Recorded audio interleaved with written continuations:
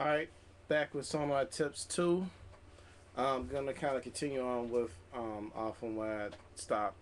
Um, Also, when I record my vocals, I always record um, through a compressor. I'm fortunate enough to have the MU sound card, which is EMU, and the card that I have is the 0404, which is their lowest end card. However, you know, so it's their lowest end card, but it's a wonderful sounding card. One of the main things, doesn't have a lot of inputs and outs, which I really don't need. So this card fits me perfectly. It's 24-bit, 192. Um, Comes with effects, and the effects runs off the DSP chip on the card, which means that it doesn't run off the CPU, and I can use effects in real time. Um, like this compressor.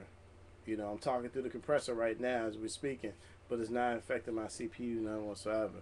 And I can use it in real time. Let's say if I go into distortion. Oh, maybe not. Hold on.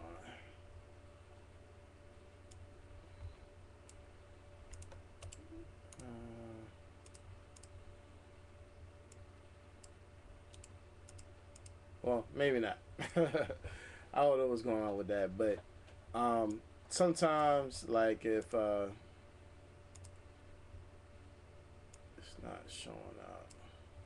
Well, anyway, I can use it in real time normally. But I run through my vocals through a compressor, which makes my vocals even. Like if you look at my vocals, this is straight raw. It's nice and even. You see no big jumps in it or anything like that.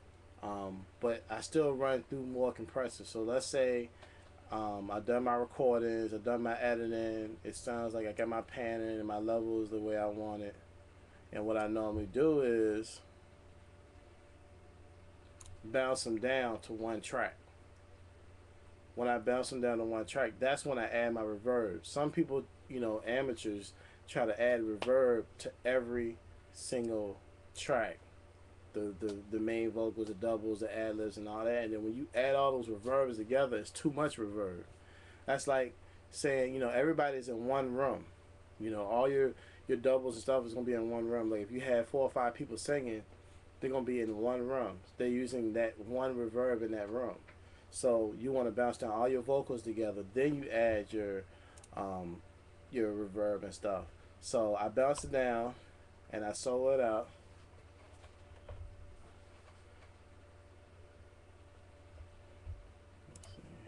Couldn't throw it back, now she shaking, make it clap like she tryna break her back. And my pockets on swole, and I'm finna blow a stack. Let her sit on my lap, now she playing with my zipper at. Cause she see.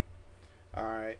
And then I add another compressor. That's just to kind of nudge it, not really to compress it a whole lot. I have a slow attack on it because I compressed it before. And right now, I'm just trying to make sure that I don't have any peaks. And if I do have any, it's going to smooth it out. Kind of like if you was chipping at a piece of wood or something. Just kind of smooth it out and not really compress it too much. So I have my compressor up, on my threshold up high, and my attack slow. My release kind of fast, and I have my limiter on. That's just to make sure that I don't have, you know, any peaks that is real nice and smooth, but it's not gonna suck the life out of it or damage the quality.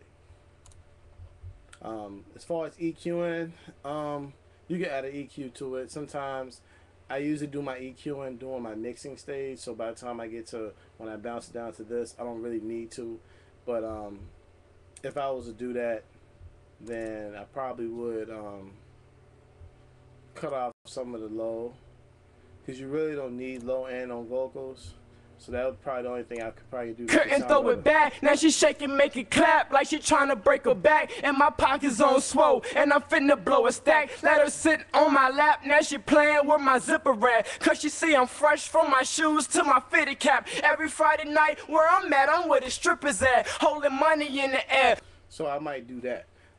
Just to let you know on EQing, a lot of things that, another thing that a lot of people don't know is our ears pick up cutting off EQ and then boosting them. In other words, it's sweeter to our ear. We hear it better when we cut off EQ than boosting it. So at any time, if you could cut it off, it'd be better. So if I want a better high end, I'm gonna cut the low end and not boost the high end. You see what I'm saying? So if all possible, try to cut the low end if you want a better high end. If you want a better low end, cut the high end, and it gives you a better low end. What else? Try to learn the shortcuts under the keystrokes. Like for instance, for this transporter, it's F4. Make it disappear. Want it back? F4 again. Bring it back. Because in other words, you have to X out.